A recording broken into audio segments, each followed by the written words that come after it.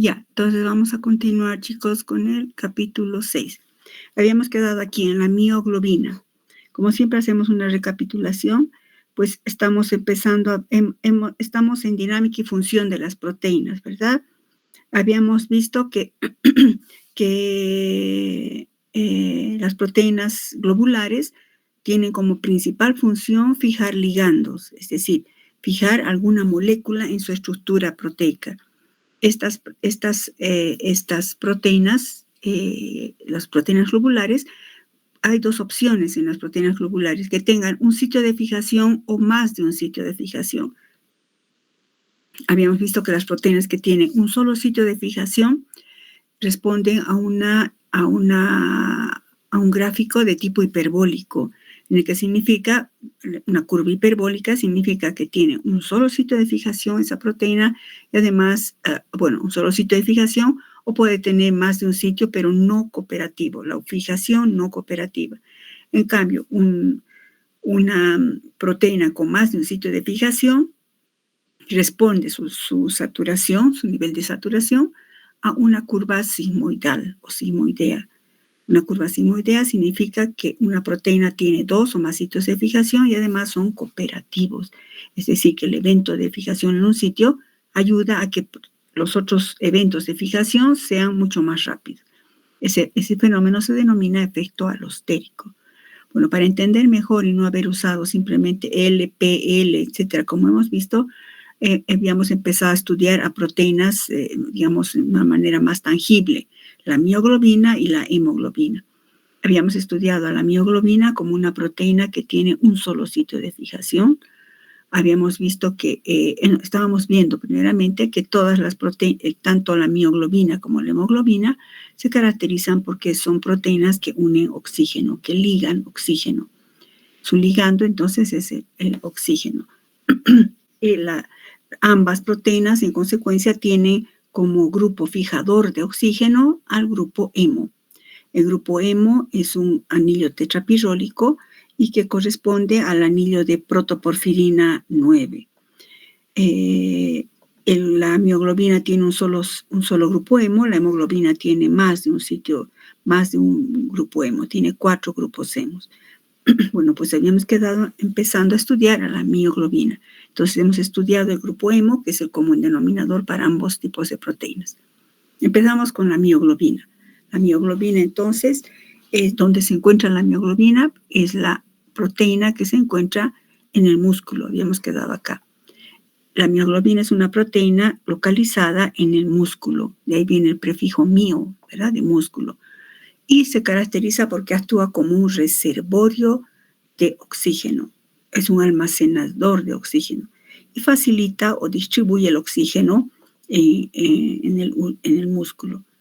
Su estructura fue dilucidada, les ganó el premio Nobel a estos científicos, a Kendrew y Max Perutz, que descubrieron o caracterizaron la estructura de la mioglobina mediante un método, la cristalografía de rayos X. Esta cristalografía de rayos X es que utilizando la longitud de onda de los rayos X pueden visualizar mediante manchas o mediante un mapa. Solo puedo hablarles hasta ese nivel, chicos. Yo no manejo cristalografía.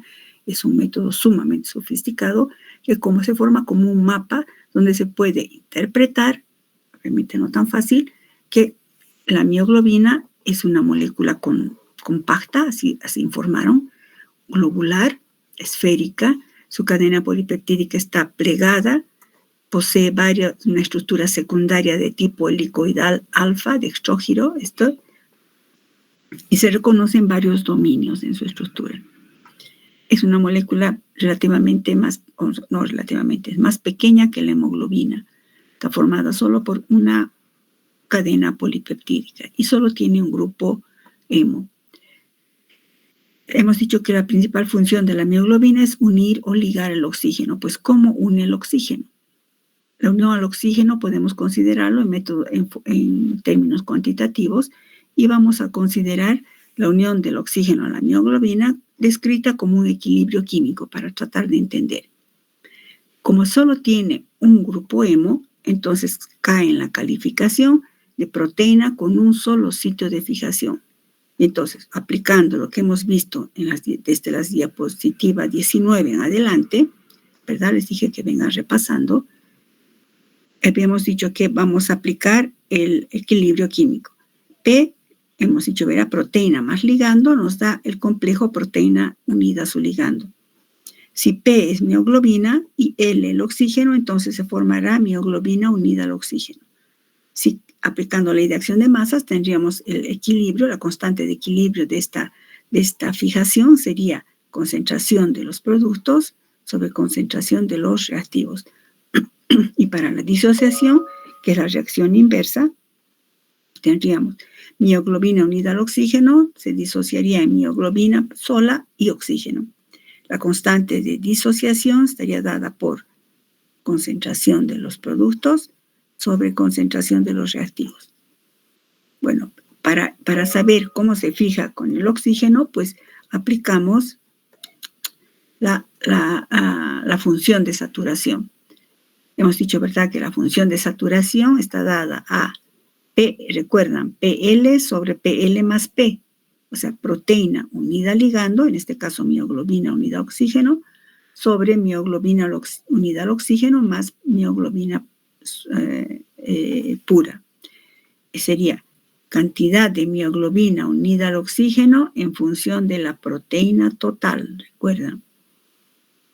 Si despejamos de esta ecuación, aquí si despejamos la proteína, recuerdan, lo mismo que hemos visto antes. Si despejamos la proteína, es decir, mioglobina de esta ecuación, esto sube a multiplicar y esto baja a dividir. Entonces tendríamos este despeje de la proteína, de la mioglobina, que sería esto. Si reemplazamos esta mioglobina en esta ecuación, como ya hemos hecho en las anteriores diapositivas, recuerdan que obteníamos que Y, o función de saturación, era igual a L sobre L más K.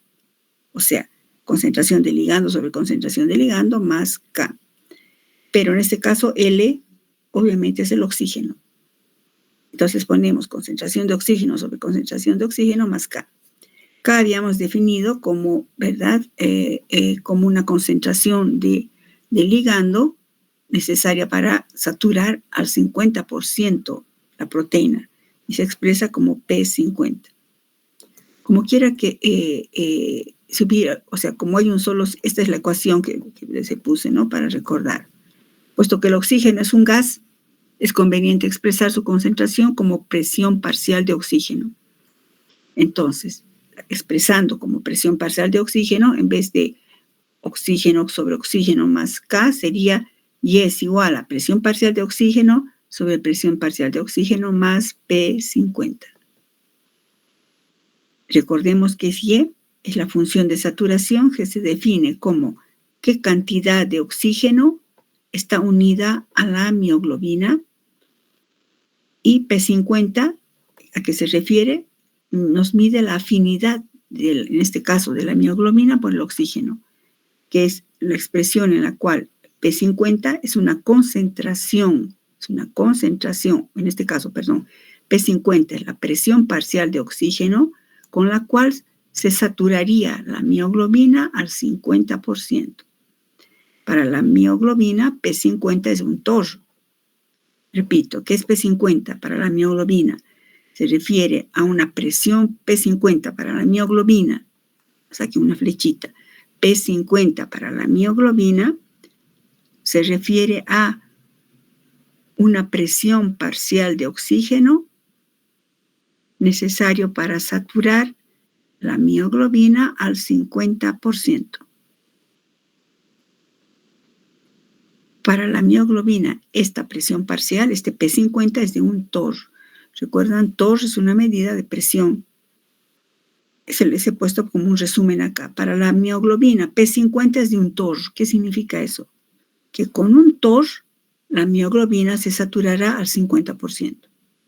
¿Qué importancia tiene eso? Enseguida vemos. El valor de Y, hemos dicho, ¿verdad? Siempre oscila entre 0 y 1. Si multiplicamos por 100, sería entre 0 y 100%. Una representación de esta ecuación que hemos deducido, que Y para la mioglobina es presión parcial de oxígeno sobre presión parcial de oxígeno más P50, esta ecuación corresponde pues a una gráfica hiperbólica. Esta gráfica hiperbólica se denomina curva de disociación del oxígeno y que está dada en función de la función de saturación y presión parcial de oxígeno en torno. Entonces, ¿qué significa? A medida que aumentamos la presión parcial de oxígeno, la mioglobina se va saturando. Pero fíjense, tiene una pendiente tan alta que con un poco de presión parcial de oxígeno, o sea, con una presión parcial de oxígeno baja, ya se satura al 50%. Esto, por favor, arreglen. Bueno, cuando hice en la computadora se movió. Donde está esta línea de pespuntes es el 100. Aquí sería 100. Fíjense en mi cursor. Esto sería 100. Y la mitad de esto más o menos es por acá, ¿no? Más o menos por acá, la mitad de eso. Entonces, esto sería 50. Entonces, con una baja presión parcial de oxígeno ya se satura al 50% la mioglobina. Y entonces vemos, como es una curva hiperbólica, decimos es una fijación del oxígeno en la mioglobina de tipo no cooperativo. ¿Qué pasa con la hemoglobina? La hemoglobina es una molécula, también es del grupo de las hemoproteínas, pero es una hemoglobina que transporta oxígeno en la sangre, además de modo reversible. Por eso he subrayado y he puesto en mayúsculas. En cambio, la mioglobina es un almacenador de oxígeno. La hemoglobina es un transportador. Transporta oxígeno de modo reversible. Pero no solo oxígeno. También la hemoglobina transporta anhídrido carbónico y protones. Y por ese motivo participa en la regulación del pH sanguíneo. Vamos a ver esto también cuando veamos buffers en prácticas, en la parte práctica. Entonces, la hemoglobina cumple varias funciones. No solo transporta oxígeno, también transporta anhídrido carbónico y protones. Y por este motivo participa en la regulación del pH sanguíneo. Para entender por qué transporta el oxígeno la hemoglobina y por qué la mio no transporta, solo almacena, hay que entender su estructura. Pues nuevamente fue Max Perutz que dilucidó la estructura compleja de la hemoglobina. Está formado por, la hemoglobina es un oligómero, recuerden que es un oligómero, es decir, una proteína que tiene más de dos o más unidades, subunidades proteicas. Y además está formado por 4 subunidades, que están 2 en azul y 2 en rojo, ¿verdad? En realidad se designan como subunidades alfa y subunidades beta. Y cada subunidad tiene su grupo prostético. Esto de alfa y beta y en detalle van a ver ustedes en hematología. Los 2 alfas se caracterizan porque tienen secuencias aminoácidicas iguales y betas tienen secuencias aminoácidicas iguales entre sí. Entonces, tiene 4 cadenas polipeptídicas y cada cadena tiene un grupo hemo que está aquí encerrado en un círculo. La pregunta otra vez aquí, estamos viendo dinámica y función. ¿Cómo se une el oxígeno a la hemoglobina? Pues ya nos adelantamos un poco. Lo hace mediante un efecto cooperativo, vamos a ver. Ambas proteínas, la mio y la hemoglobina, fijan oxígeno. Sin embargo, la estructura cuaternaria de la hemoglobina le confiere algo especial. Entonces, la hemoglobina presenta varios sitios de fijación. Cae en la categoría de proteína con varios sitios de fijación. ¿Para quién? Para el oxígeno. Entonces, también vamos a considerar la unión del oxígeno a la hemoglobina en términos cuantitativos nuevamente. Acudimos al equilibrio químico. En este caso, la disociación sería proteína unida a N ligandos, en este caso 4, ¿no? Cuando se disocia me da la proteína y los N ligandos. En este caso reemplazamos P por hemoglobina y L por el ligando correspondiente, que es el oxígeno. Entonces, hemoglobina con N ligandos con oxígeno molecular, ¿no? Cuando se disocia será hemoglobina con N ligandos. La constante de disociación, K1, será concentración de los productos sobre concentración de los reactivos. Y nuevamente haciendo el mismo razonamiento que hemos hecho con PL antes, la ecuación de saturación será, recuerda, para varios sitios de fijación, Y era Ln sobre L a la N más K. Entonces, en este caso, L, que es el ligando, será concentración de oxígeno a la N sobre concentración de oxígeno a la N más P50, que K se sustituye por P50. Nuevamente, como el oxígeno es un gas, lo expresamos como presión parcial de oxígeno. Entonces será presión parcial de oxígeno a la N sobre presión parcial de oxígeno a la N más P50. En este caso, P50 tiene el mismo significado. Es decir, será una presión parcial de oxígeno necesario para saturar a la hemoglobina al 50%. Y esta ecuación corresponde a una curva sigmoidal. Entonces, si comparamos la curva de la mioglobina y de la hemoglobina, tendríamos esta curva, por eso he puesto en el mismo gráfico. Esta es la curva de la mioglobina, una curva hiperbólica. Y la curva que está en rojo es la curva sigmoidea de la hemoglobina. ¿Cómo interpretamos este gráfico? Este gráfico nos está mostrando cómo se une el oxígeno a estas dos proteínas, expresándolas en función de dos variables. Esta saturación en función de la presión parcial de oxígeno. ¿Qué vemos aquí? Nuevamente, si esta es la presión parcial, consideramos presión parcial de oxígeno. En esta zona aquí está. Esta zona está expresando la presión parcial en los capilares de un músculo. En cambio, este otro lado, 100 de presión parcial de oxígeno, nos está indicando presión parcial en los alvéolos pulmonares. Entonces, a nivel por ejemplo, a nivel de los alvéolos pulmonares, la hemoglobina va a estar totalmente saturada con oxígeno. Pero a medida que va bajando, fíjense la presión parcial, por ejemplo, cuando la hemoglobina ya está entrando a los diferentes tejidos, empieza a ceder el oxígeno.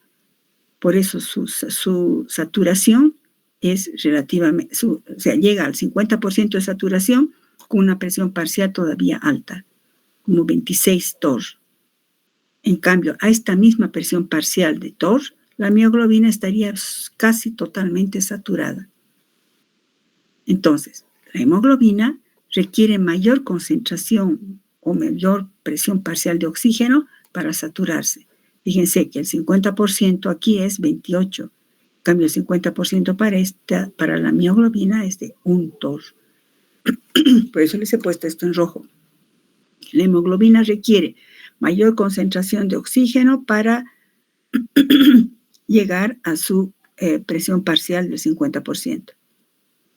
A su vez, si vamos en este sentido, pongan aquí en el sentido inverso, me refiero, en este sentido inverso, la hemoglobina, fíjense, libera, por eso va disminuyendo su saturación.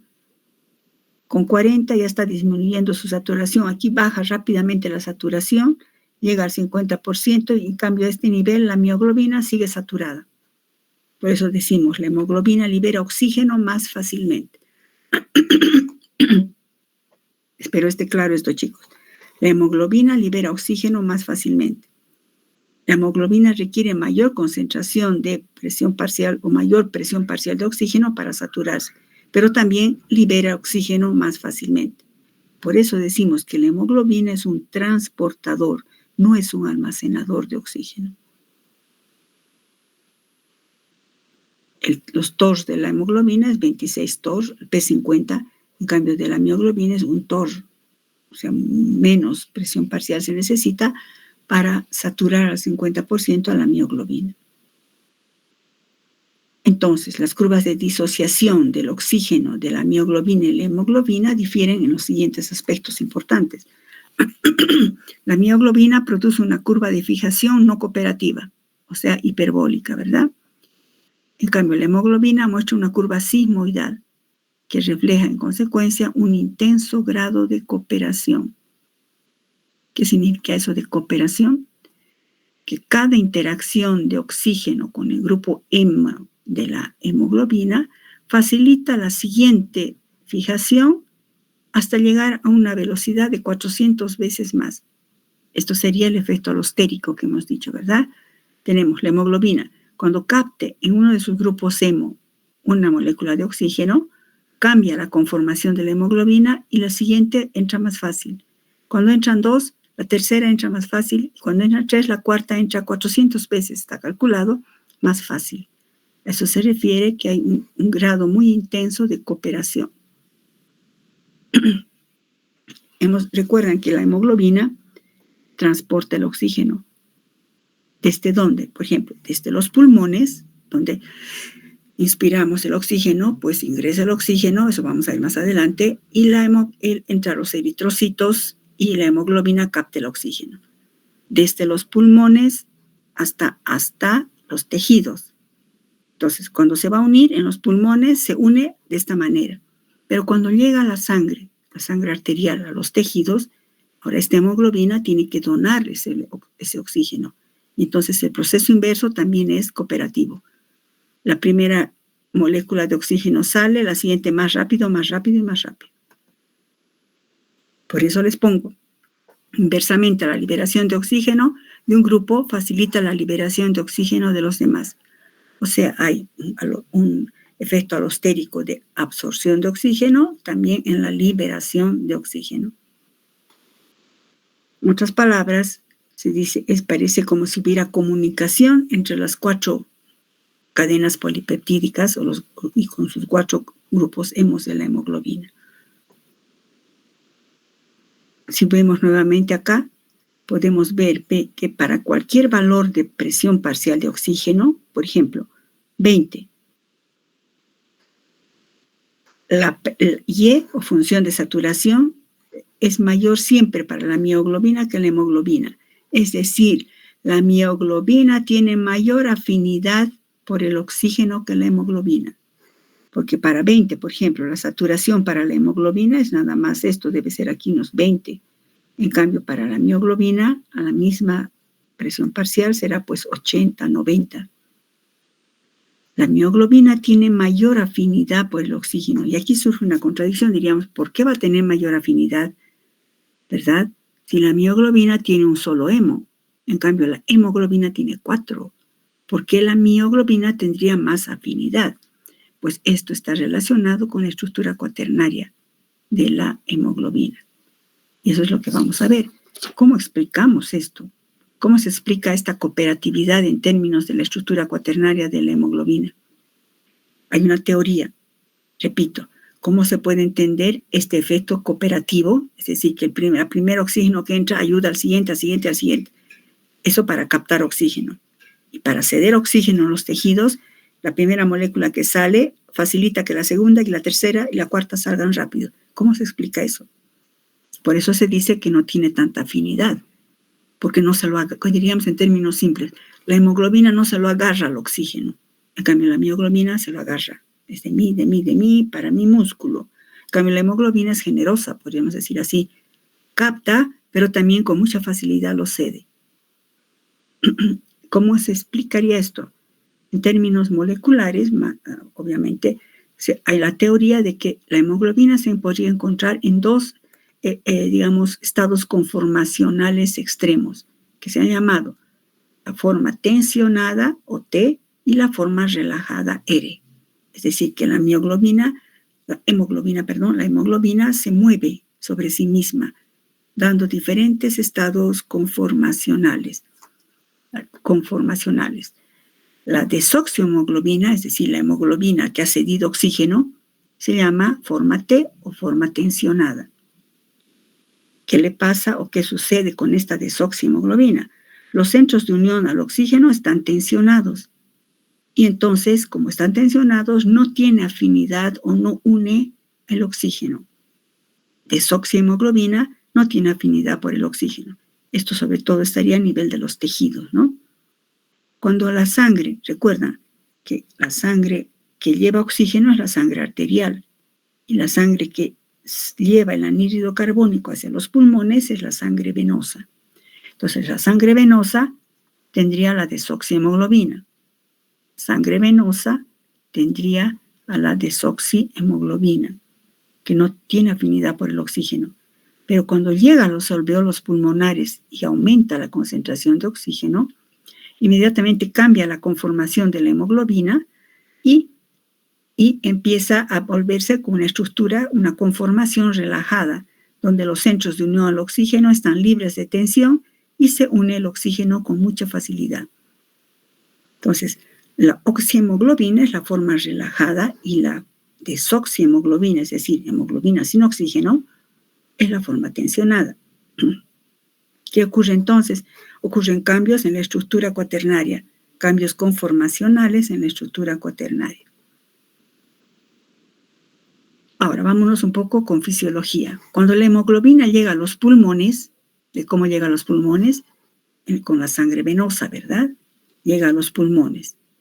Estará en su estado T o estado tensionado, porque no tiene oxígeno, aparte está tensionado. Vamos a ver por qué es tensionado además. Cuando está tensionado, y luego en presencia de oxígeno en los pulmones, cambia del estado T al estado relajado. A medida que está en los alvéolos pulmonares, va aumentando la afinidad por la unión de la hemoglobina por el oxígeno, debido a que se desencadenan cambios conformacionales. Es decir, esto es lo que se refiere al cooperativismo en la estructura molecular. Cooperativismo en la estructura molecular de la hemoglobina. En la estructura molecular de la hemoglobina. Es decir, la unión del oxígeno a un centro incrementa la afinidad de la unión a los otros centros. Y eso que estamos hablando se ve en la curva.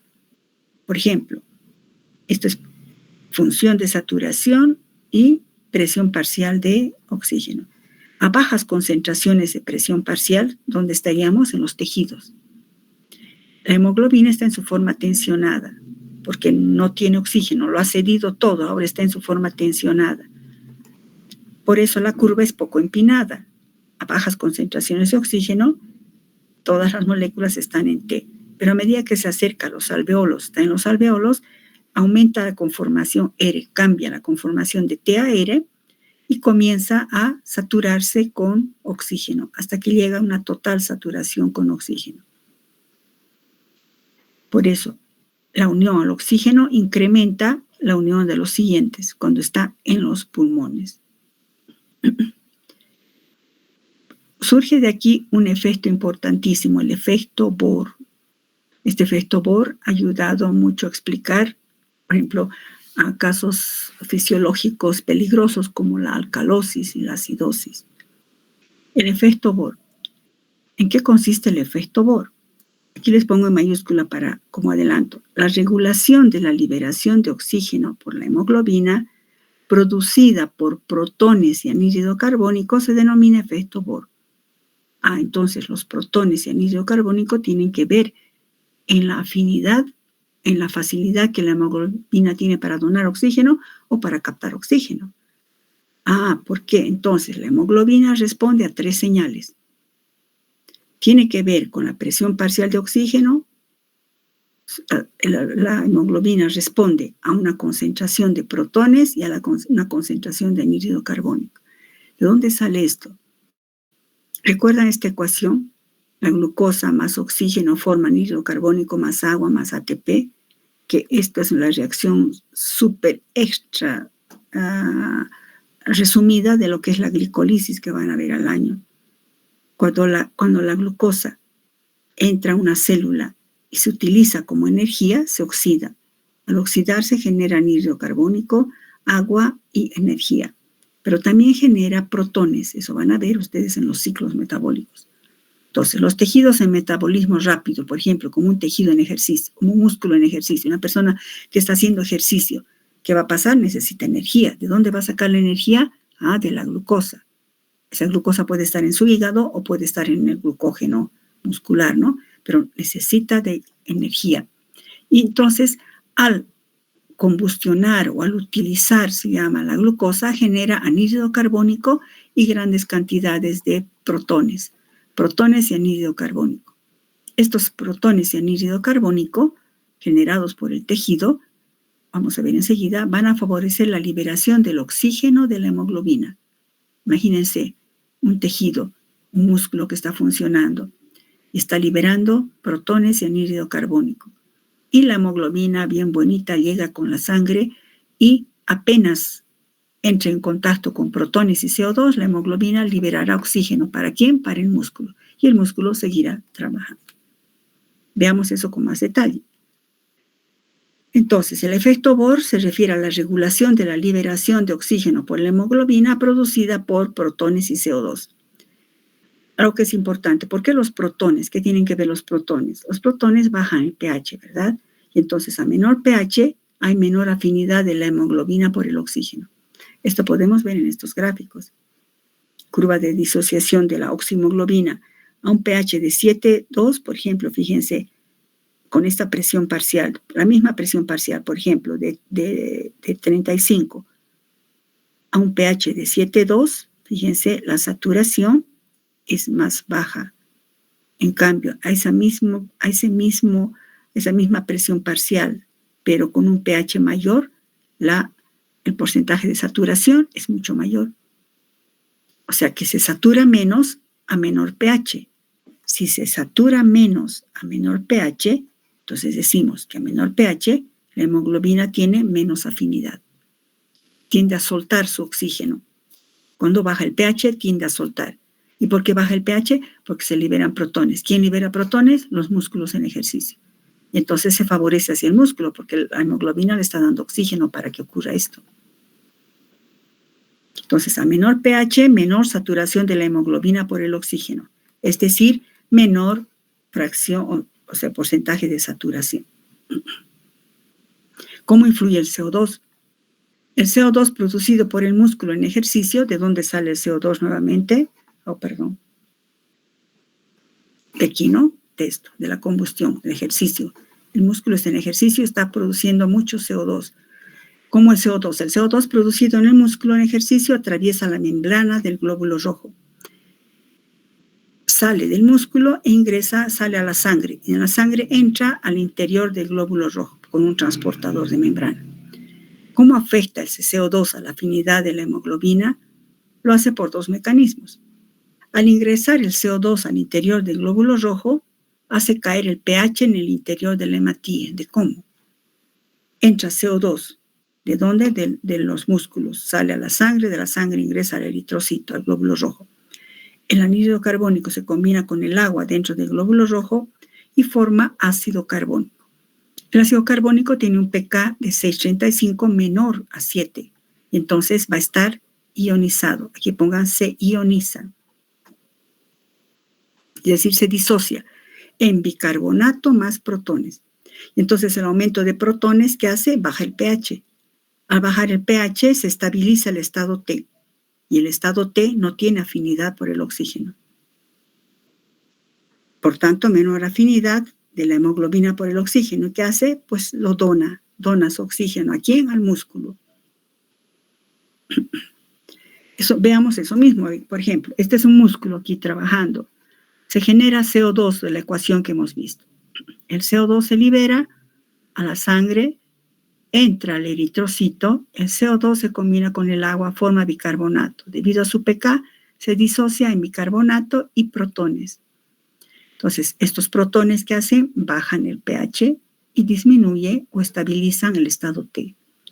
Por eso la mayor parte del dióxido de carbono liberado o que ingresa a los glóbulos rojos se transporta a los pulmones en forma de bicarbonato. Fíjense, aquí está. Formado porque se ha hidratado el CO2, ¿no? Entonces, ¿qué hace? El bicarbonato más la anhidrasa carbónica forma bicarbonato y se puede disociar así. Y el CO2 finalmente se exhala. La desoxihemoglobina entonces lleva protones en su estructura. Fíjense, aquí está. ¿Dónde está yendo? Está yendo a los pulmones. Ahora aquí está todo el proceso. Fíjense, otra vez. En el músculo se produce CO2 por las células tisulares. Fíjense, se libera CO2. El CO2 ingresa a la sangre. Ingresa al eritrocito. El CO2 más el agua forma ácido carbónico, que se disocia en protones más bicarbonato. Al bajar los protones, al bajar el pH por aumento de protones, ¿qué hace la hemoglobina? Libera oxígeno. ¿A quién? Al oxígeno. Al tejido muscular.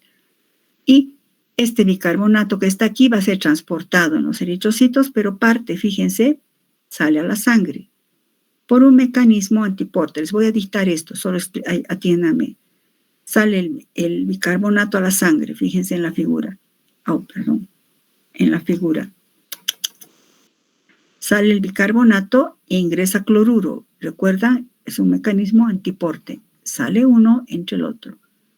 Y así va el bicarbonato en la sangre. Cuando llega a los pulmones, fíjense aquí, otra vez el bicarbonato ingresa a los eritrocitos.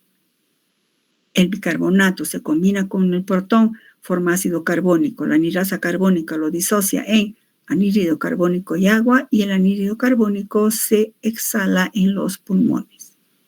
De esa manera, este anhídrido carbónico es el que se ha generado acá. De este modo, el anhídrido carbónico generado en los tejidos en actividad contribuye a disminuir el pH, porque fíjense, aumentan los protones, y entonces se libera oxígeno, convirtiéndose en una forma que puede transportarse en la sangre, el bicarbonato, ¿no? Entonces el bicarbonato se transporta en la sangre, otra vez ingresa, se transforma luego por esta ecuación en CO2 y se elimina en la sangre. En esta zona les voy a dictar esto. He aumentado esto de antiporte y las flechas, ¿verdad? Aumenten en sus diapositivas. Entonces aquí escriban, por favor. El bicarbonato, saquen una flechita aquí. Aquí escriban, el bicarbonato que se origina cuando se libera, el bicarbonato que se origina por el ingreso del anhídrido carbónico al eritrocito, el bicarbonato que se forma por ingreso del anhídrido carbónico al interior del eritrocito, sale del eritrocito por un mecanismo antiporte. Sale del eritrocito por un mecanismo antiporte.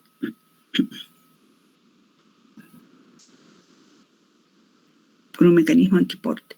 Pero luego, nuevamente, el bicarbonato ingresa al eritrocito cuando está en los alveolos. Cuando está en los alveolos, el bicarbonato ingresa al eritrocito. Cuando está en los alveolos, el bicarbonato ingresa al eritrocito y se transforma en anhídrido carbónico, con esta ecuación, ¿no? El cual es exhalado en los pulmones.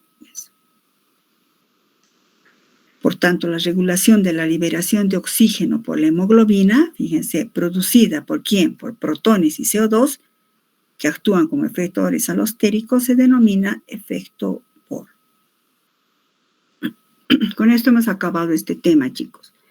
Repasen, por favor, esto. Mañana tenemos con ustedes clases. Vamos a un poco retroalimentar estos. Repasen para mañana. Si algo no han entendido, vamos a hacer una retroalimentación de esto que no es tan simple mañana. Y mañana ya voy a compartir el siguiente tema, que es enzimología. Pero quiero que esto esté claro. Échenle una leidita para mañana. Cualquier duda, mañana lo salvamos. Vamos a hacer una pequeña recapitulación de esto antes de empezar enzimología. Les voy a compartir ya el tema de enzimología, el tema 7, introducción al estudio de las enzimas. Pero esto quiero que esté claro. La comprensión de esto ayuda a entender dos procesos fisiológicos que, si no se los controla, pueden llevar a la muerte, que son la acidosis, ¿recuerdan? Y la alcalosis, que vamos a citar un poco cuando veamos buffers en prácticas, chicos. Bueno, si no hay preguntas, por favor, repasen un poco para mañana. Mañana vamos a avanzar un poquito. Voy a recapitular esto, que quiero que esté claro. Si ustedes leen, va a ser mucho mejor. Tienen que leer. Y empezamos el capítulo 7, enzimología. Si no hay preguntas, voy a dejar de compartir.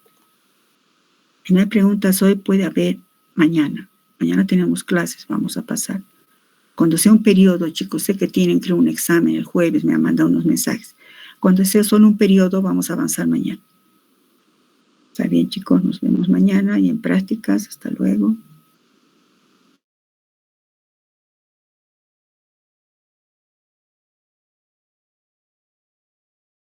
Estudien, chiquitos.